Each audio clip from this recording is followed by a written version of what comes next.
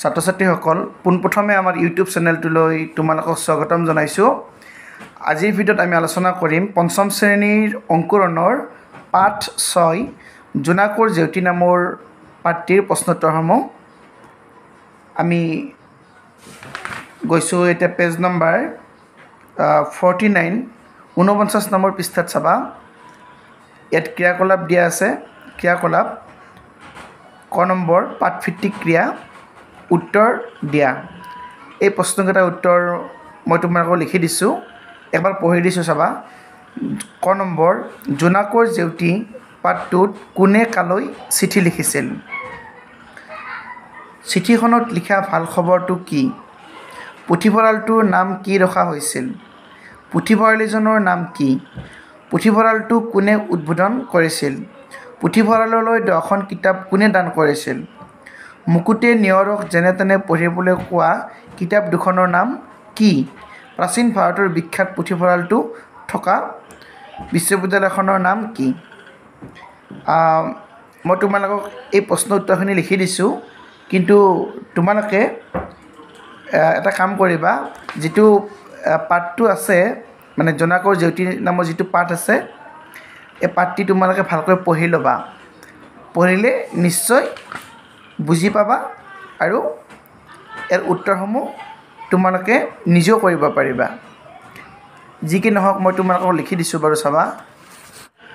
জোনাকৰ জেউতি পাঠটোত কোনে কালৈ চিঠি লিখিছিল? উত্তৰ জোনাকৰ জেউতি পাঠটোত মুকুটে নিয়ৰলৈ চিঠি লিখিছিল। চিঠিখনত লিখা ভাল খবৰটো কি?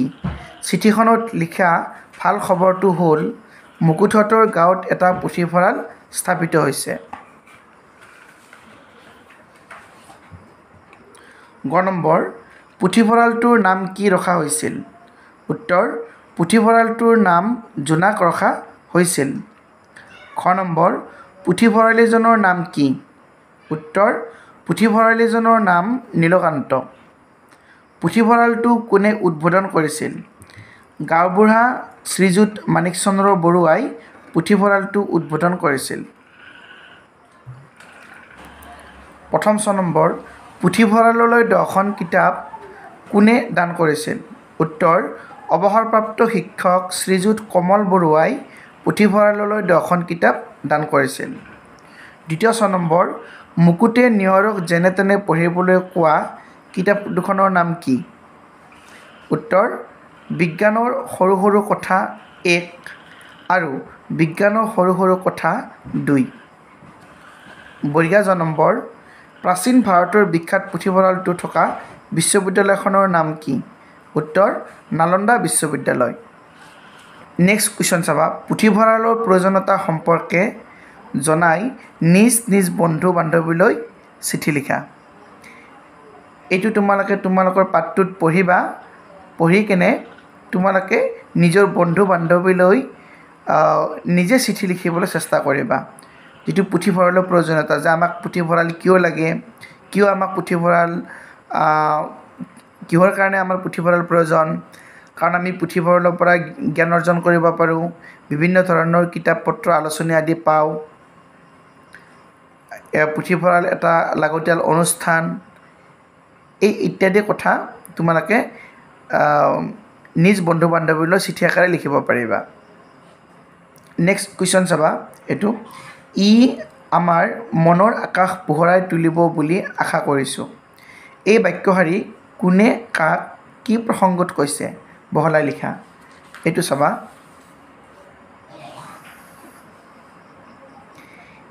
এইটো আছিলে প্ৰশ্নটো। উত্তৰ ই আমাৰ ... লিখিছোঁ, ইয়াতো ... আশা কৰিছোঁ।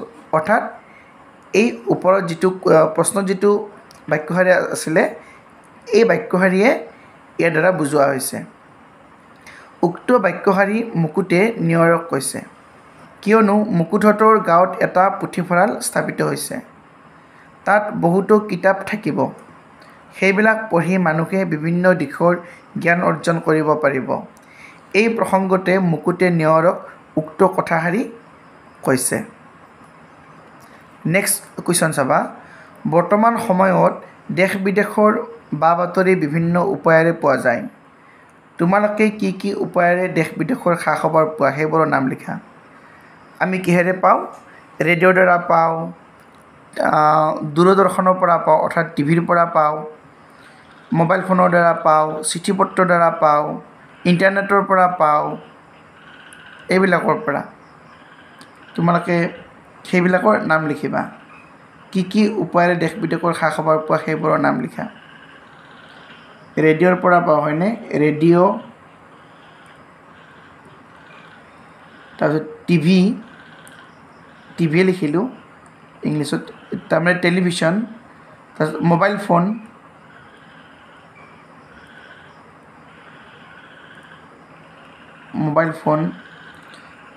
তাৰপিছত চিঠি পত্ৰ চিঠি লিখিলোঁ ইণ্টাৰনেট লিখিব পাৰোঁ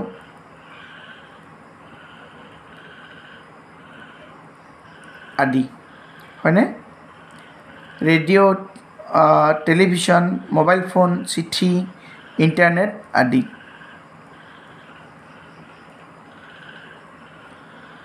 গতিকে এই মাধ্যমবিলাকৰ দ্বাৰা আমি কি পাওঁ দেশ বিদেশৰ খা খবৰবিলাক পাওঁ নেক্সট কুৱেশ্যন চাবা কি কি গুণৰ বাবে নীলকান্ত দাদাক পুথিভঁৰালি পাতিছিল ইয়াৰ উত্তৰটো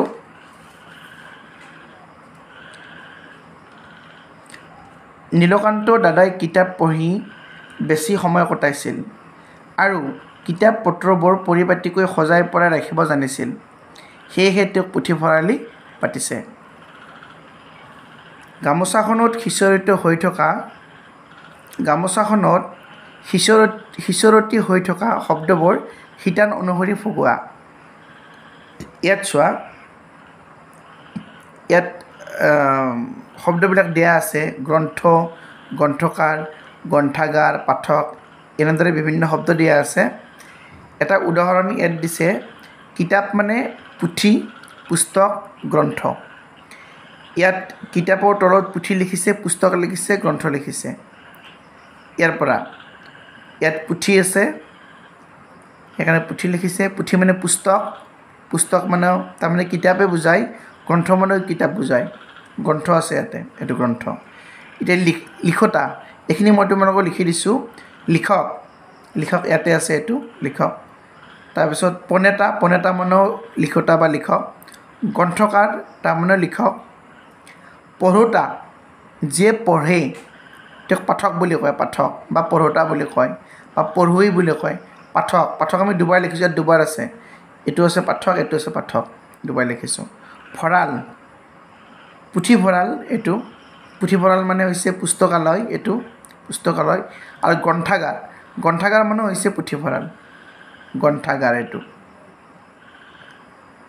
গ্ৰন্থকাৰ মানে হৈছে যিয়ে কিতাপ লিখে বা গ্ৰন্থ লিখে তেওঁ গ্ৰন্থকাৰ আৰু যিয়ে আৰু য'ত মানে কিতাপ পত্ৰ বা গ্ৰন্থ সংৰক্ষণ কৰি ৰখা হয় তাক গ্ৰন্থগাৰ বুলি কোৱা হয় গ্ৰন্থাগাৰ বুলি কোৱা হয়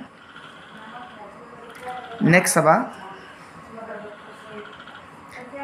যুক্তাক্ষৰ দিছে যুক্তাক্ষৰ পঢ়োৱা আৰু লিখোৱা হা বিজ্ঞান এইটো জৈনজ্ঞ সমান বৰ্গীয়া জ যোগ জ্ঞ জৈনজ্ঞ দ্ৰুত এইটো দয়ৰদ্ৰ তাত হস্যকাৰে দ্ৰু সমান দ যোগ ৰ যোগ হস্যৌ দয়ৰদ্ৰ তাত হস্যৌকাৰে দ্ৰু যুক্তাক্ষৰ গঠন কৰোঁ আহা বৰ্গীয়া জ যোগ জ্ঞ জৈনজ্ঞ দন্ত্য দ যোগ ৰ যোগ হস্যৌ দয়ৰদ্ৰ তাত হস্যৌকাৰে দ্ৰু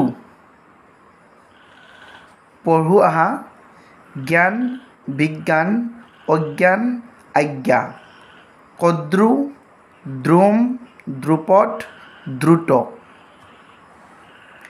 কিতাপ পঢ়িলে জ্ঞান বাঢ়ে বিজ্ঞানে আমাক অন্ধবিশ্বাসৰ পৰা মুক্ত কৰে দ্ৰুত গতিৰ ডাক সেৱাই আমাৰ উপকাৰ সাধিছে শিক্ষাই অজ্ঞানতা দূৰ কৰে পেজ নম্বৰ 52 চাবা দলত আলোচনা কৰি চমু টোকা লিখা পুথিভঁৰাল গ্ৰন্থমেলা এয়া পুথিভঁৰালৰ বিষয়ে তোমালোকৰ আৰু কি কিতাপতে আছে তোমালোকে এইখিনি পঢ়ি ল'বা পুথিভঁৰাল বা গ্ৰন্থাগাৰ ইয়াত এইখিনি পঢ়ি ল'লে তোমালোকে গম পাবা ইয়াত লিখা আছে বিভিন্ন ধৰণৰ কিতাপ পত্ৰ আলোচনী খবৰ কাকত বা তথ্যপাতি আদি অধ্যয়নৰ কাৰণে য'ত গোটাই ৰখা হয় তাকে পুথিভঁৰাল বা গ্ৰন্থাগাৰ বোলে এইখিনি পঢ়িলে তোমালোকে গম পাবা গতিকে ইয়াত বিভিন্ন ধৰণৰ অভিধান থাকে সাধুকথা জীৱনী উপন্যাস কবিতা নাটক শিশু গ্ৰন্থ অনুবাদ সাহিত্য আদিৰ লগতে বাতৰি কাকত আলোচনী আৰু লাগতিয়াল কিতাপ পত্ৰবোৰ সুশৃংখলভাৱে থোৱা হয় বাৰু যিয়ে নহওক তোমালোকে এইখিনি পঢ়ি ল'বা পুথিভঁৰাল বা গ্ৰন্থাগাৰৰ বিষয়ে আৰু গ্ৰন্থমেলা হৈছে গ্ৰন্থমেলাটোৰ বিষয়ে মই তোমালোকক অলপ লিখি দিছোঁ চাবা গ্ৰন্থমেলাত বিভিন্ন ধৰণৰ কিতাপ বা গ্ৰন্থ মুকলি প্ৰদৰ্শনীৰ যোগে বিক্ৰী কৰা হয় তাৰমানে কিতাপ পত্ৰ বিক্ৰী কৰা হয় গ্ৰন্থমেলাত প্ৰায়বোৰ নগৰ চহৰতে আজিকালি গ্ৰন্থমেলা অনুষ্ঠিত হয় গ্ৰন্থমেলাত নিজ ইচ্ছা অনুযায়ী কিতাপ কিনিব পাৰি গ্ৰন্থমেলাত আঞ্চলিক ভাষাৰ কিতাপৰ উপৰিও ৰাষ্ট্ৰীয় তথা আন্তঃৰাষ্ট্ৰীয় ভাষাৰ কিতাপসমূহৰ অনুবাদ পোৱা যায় গ্ৰন্থমেলা অনুষ্ঠিত হ'লে পাঠকসকল যথেষ্ট উপকৃত হয় পাঠৰ পৰা বহুবচন আৰু একবচন বুজোৱা শব্দবোৰ উদাহৰণত দেখুৱাৰ দৰে লিখা এতে আছে একবচন বহুবচন মোৰ শব্দৰ বহুবচন হৈছে আমাৰ তোমাৰ তোমালোকৰ তোমাক তোমালোকক এটা বহুত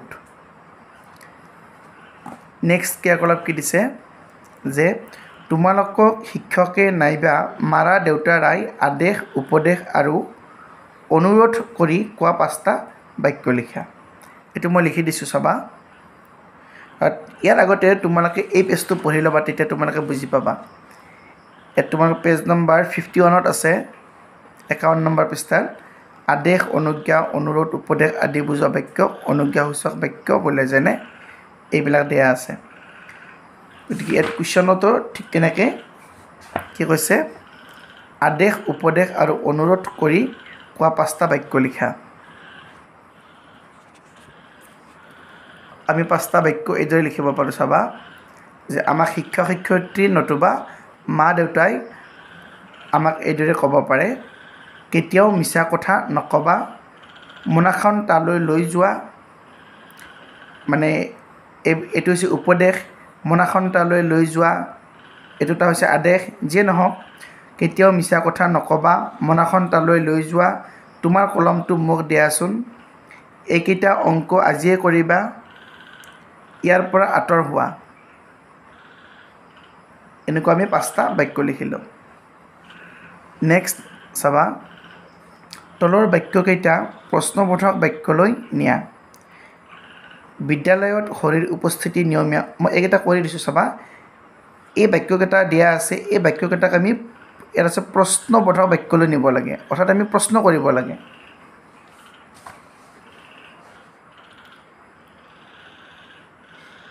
ইয়াত এইটো দিয়া আছে বিদ্যালয়ত শৰীৰ উপস্থিতি নিয়মীয়া গতিকে আমি যদি এইটো যদি প্ৰশ্ন কৰিব লাগে তেতিয়াহ'লে কি হ'ব ইয়াৰ উত্তৰটো হ'ব ইয়াত মানে কি হৈছে আমি যিটো প্ৰশ্ন কৰিম সেইটো মানে উত্তৰ হ'ব গতিকে বিদ্যালয়ত শৰীৰ উপস্থিতি নিয়মীয়া ইয়াত হ'ব বিদ্যালয়ত শৰীৰ উপস্থিতি কেনেকুৱা গছজোপাত লমালমে আম লাগিছে গছজোপাত আম কেনেকৈ লাগিছে আমি এইদৰে প্ৰশ্ন কৰিব পাৰোঁ বেবীয়ে পঢ়িবলৈ ভাল পায় বেবীয়ে কি কৰিবলৈ ভাল পায় আৰু প্ৰশ্নবোধক চিন দেবা এইদৰে ৰিজু গৰম বন্ধত ঘৰলৈ আহিব ৰিজু কেতিয়া ঘৰলৈ আহিব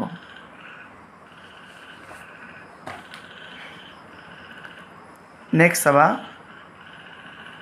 দলত আলোচনা কৰি শব্দবোৰৰ বিপৰীত অৰ্থ বুজোৱা শব্দ লিখা এইকেইটা মই লিখি দিম চাবা আৰু তলৰ শব্দবোৰেৰে বাক্য সাজা সংগ্ৰহ উপযোগী পুথি কিতাপ গ্ৰন্থমেলা